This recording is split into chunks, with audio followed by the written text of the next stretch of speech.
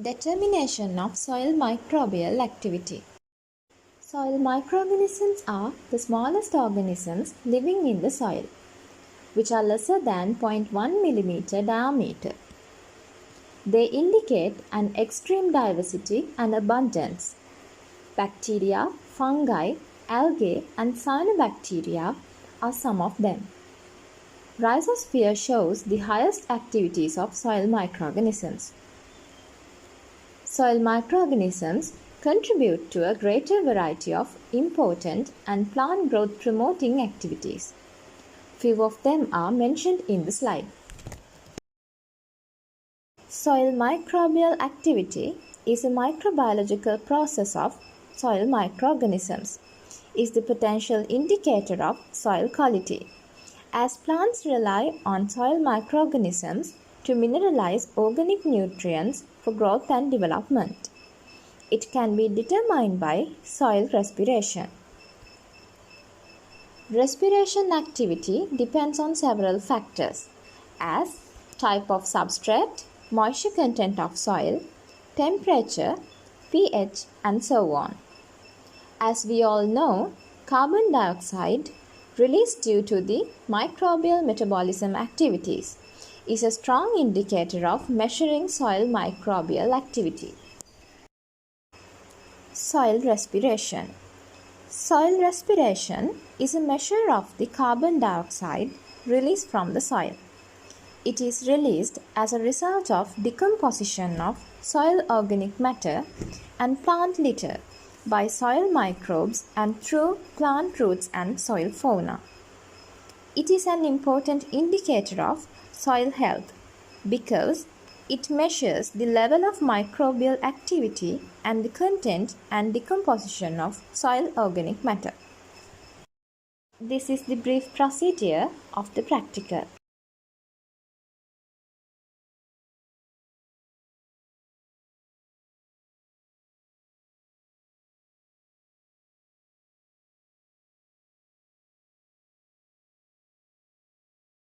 Take 3 airtight containers and label them as 1, 2 and 3. You have to weigh 50 grams of soil into bottle 1 and bottle 2. Bottle 3 keeps as the control without adding any soil.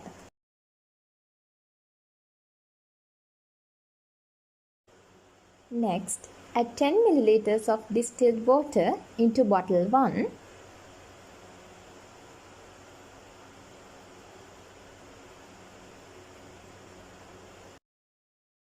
and mix it properly with the soil by using a glass rod.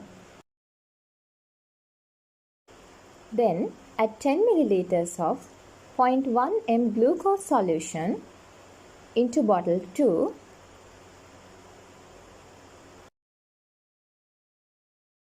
and it should be also mixed well with the soil.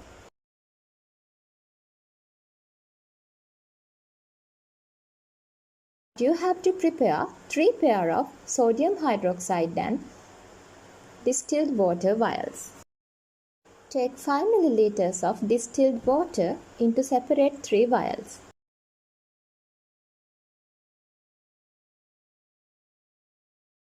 As well, measure 10 milliliters of 1 m sodium hydroxide and put it into separate 3 vials.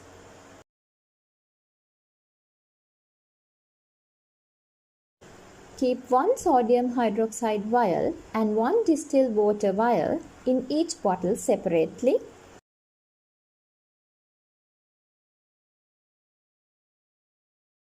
And close the lid quickly.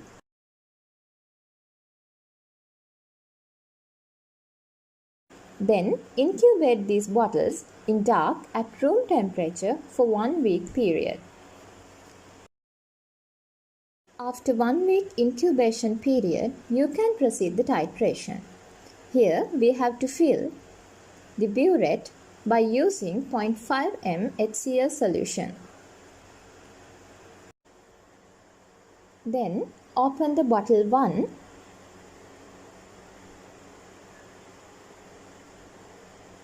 and transfer only sodium hydroxide in vial into a conical flask with 10 milliliters of 0.5 m barium chloride solution immediately.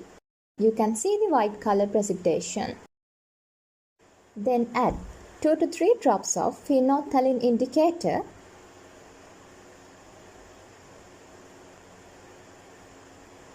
and titrate the solution against 0.5 m HCl solution until you observe the color change.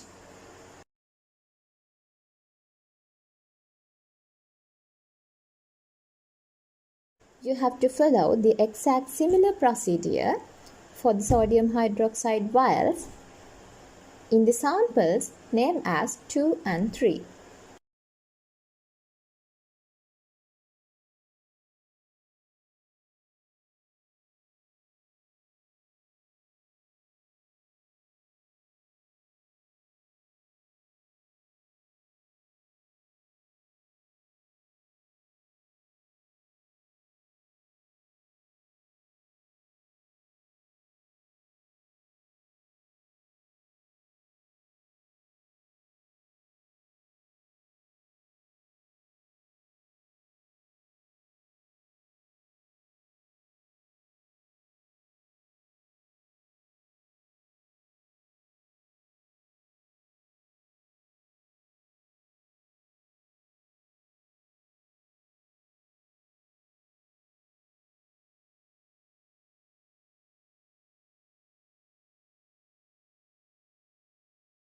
Calculations.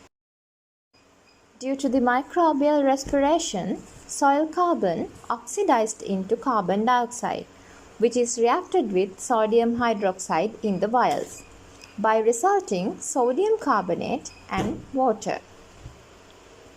After adding barium chloride, it converts into barium carbonate precipitate.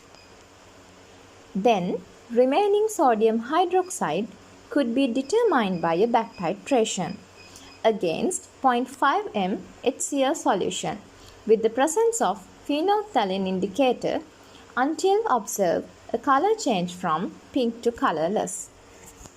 Since the concentrations and volumes of sodium hydroxide and hydrochloric acid are known, we will be able to calculate the number of moles of carbon dioxide released from the soil sample by using the stoichiometry as the final result. Please refer below slides for further calculations.